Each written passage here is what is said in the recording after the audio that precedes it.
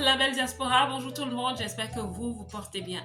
Je me porte à merveille, c'est dimanche, je suis rentrée de l'église, c'est tranquille, c'est la sérénité, mais j'ai cette pensée qui me traverse l'esprit. Je sais que c'est un enseignement qui est d'abord pour moi, mais je souhaite le partager avec vous. Je vais nous parler de la force de l'identité.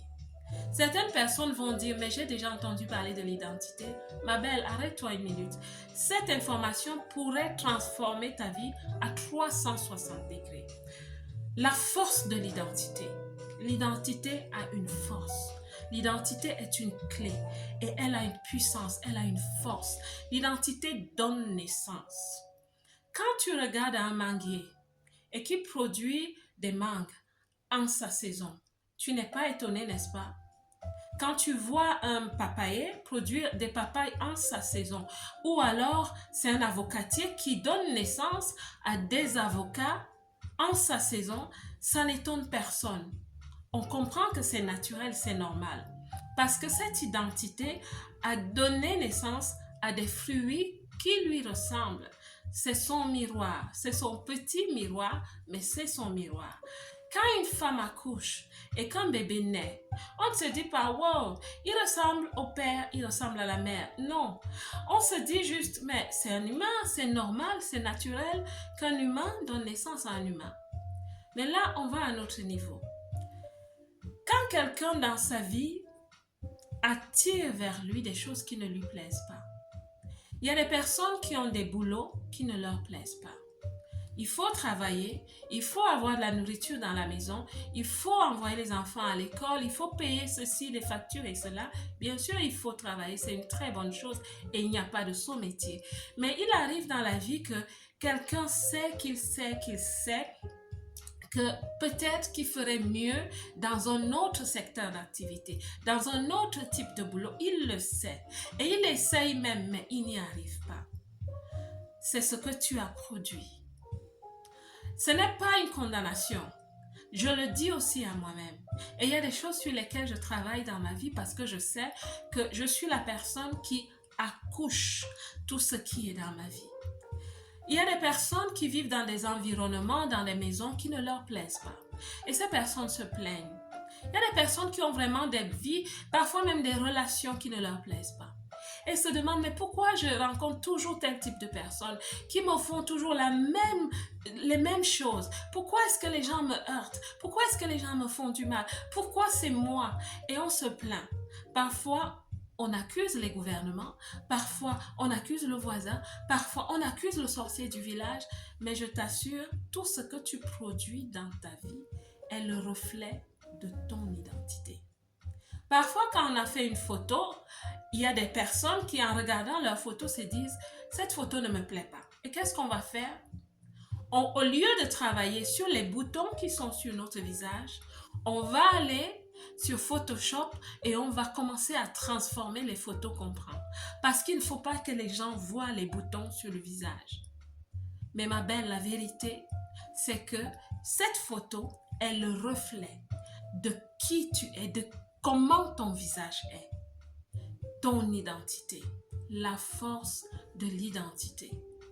Alors, l'identité, comment est-ce qu'on fait pour qu'on se retrouve en train d'avoir de bons produits dans sa vie, de bons fruits dans sa vie, à la base de son identité? Il y a énormément de choses à dire. Mais ce que je vais te dire, c'est que l'identité ne change pas en un seul jour. Pas du tout.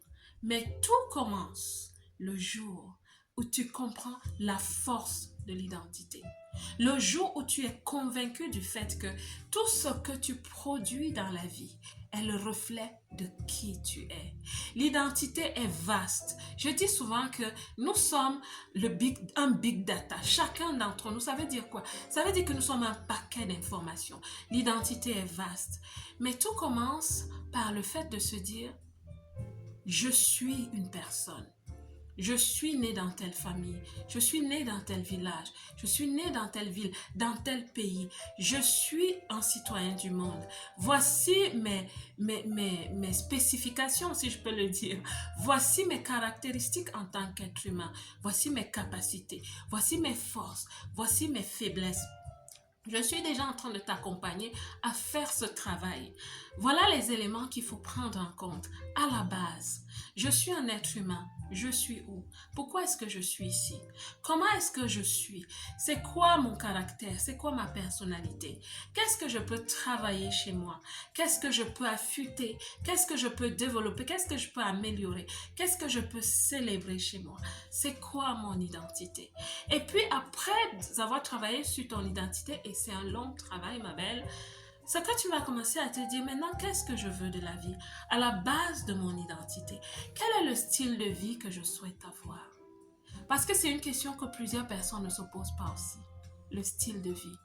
Parce que plusieurs personnes ne sont pas contentes de leur façon de vivre. Mais ma belle, est-ce que tu t'es arrêtée un jour pour te dire quel est le style de vie que je souhaite avoir dans la vie? C'est un point de départ qui ressemble à une vision qui est petite. Elle est petite parce qu'elle concerne juste ta vie, ton style de vie, toi, peut-être ta famille, tes enfants.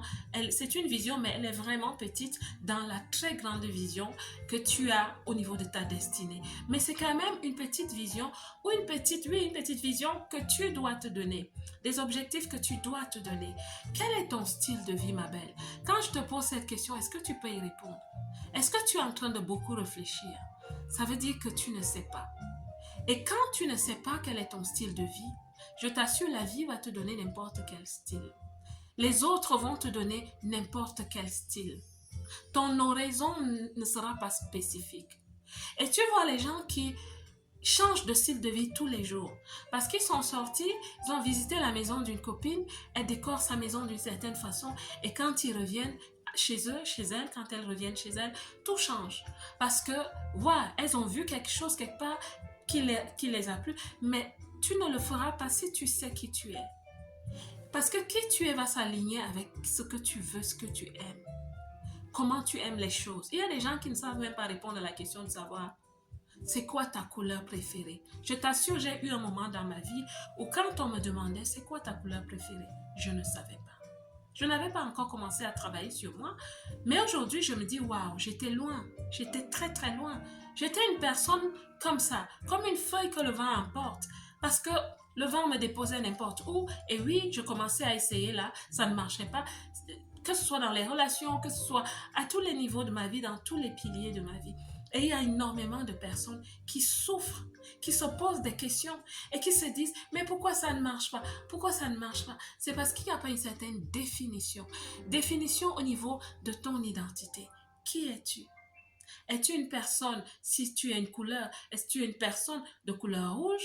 Est-ce que tu es une personne de couleur verte? Est-ce que tu es de couleur bleue, de couleur jaune? Si tu es une pierre précieuse, est-ce que tu es de l'or, du diamant, de l'émeraude, du rubis? Est-ce que tu es une perle? Qu'est-ce que tu es en tant que pierre précieuse? Qui es-tu, ma belle? Parce que je t'assure qu'on n'utilise pas les mêmes pierres précieuses pour tout. Non, il y a des pierres qui vont pour certaines choses. Il y a des pierres, oui, qui vont pour certaines décorations, certains types de bijoux, certains types de... Voilà. Et toutes les pierres ne plaisent pas à tout le monde. C'est pour ça que tu vas aller quelque part et on va se dire non, on préfère telle personne. Ce n'est pas parce que tu n'es pas adéquate en fait, mais c'est parce que tu n'es pas une préférence pour ce travail, pour cette relation. Tu n'es pas dans l'alignement, mais tu es une pierre précieuse. Tu brilles différemment. Et quand tu sais qui tu es, tu sauras aussi où est-ce que tu brilles mieux. Et tu iras où tu brilles mieux. Je commence à te parler là de la destinée. Je commence à te parler là de la plus grande vision. Ma belle, il y a tellement de choses à dire. Mais vous voyez, c'est dimanche, l'inspiration de dimanche, on parle des choses assez profondes. Je suis en train de te parler des choses assez profondes qui peuvent changer totalement ta vie. Je te donne de faire la réflexion. Je te donne de t'asseoir, de penser à toutes ces choses et de te dire, qui suis-je? Pourquoi est-ce que ma vie est un peu comme un chaos? Si certains piliers de ma vie ne vont pas bien, si tes finances ne vont pas bien, peut-être que tu n'as même pas une vision pour les finances. Et tu n'auras pas une vision pour les finances parce que tu ne sais pas qui tu es. Parce que si tu savais qui tu es, tu saurais aussi où tu vas. Et tu ferais plus attention à tes finances. Tu vois comment toutes ces choses sont interconnectées. Les piliers de nos vies sont interconnectés. Et ma belle, je t'assure, tout commence par la définition de qui tu es. Parce que parfois, nous souhaitons soigner les piliers de notre vie. Oh, mes relations ne vont pas bien, je vais travailler sur les relations. Non, ma belle, travaille d'abord sur toi. Parce que le jour où tu travailles sur toi, il y a quelqu'un qui me disait, maintenant je comprends. Depuis que j'ai pris telle décision de faire le choix de mon style de vie, il y a un alignement dans presque tout. Les choix que je fais, les études que je vais faire, la gestion des finances, la qualité de mes relations. Il y a des sélections naturelles qui commencent à s'opérer. Tu vois, ma belle, il y a tellement de choses à dire. Et donc, si tu vis dans la diaspora, je vais te conseiller de rejoindre le groupe que je suis en train de créer. Tout est mis en place. Je suis juste en train de vous appeler de partout dans la diaspora, que tu sois en Europe, en Amérique, en Asie, en Océanie. Tu peux être en Afrique, mais tu n'es pas dans ton pays, tu es dans ta diaspora là-bas, parce que tu es à l'étranger. Rejoins ce groupe, ma belle. Parce que ce sera un groupe puissant.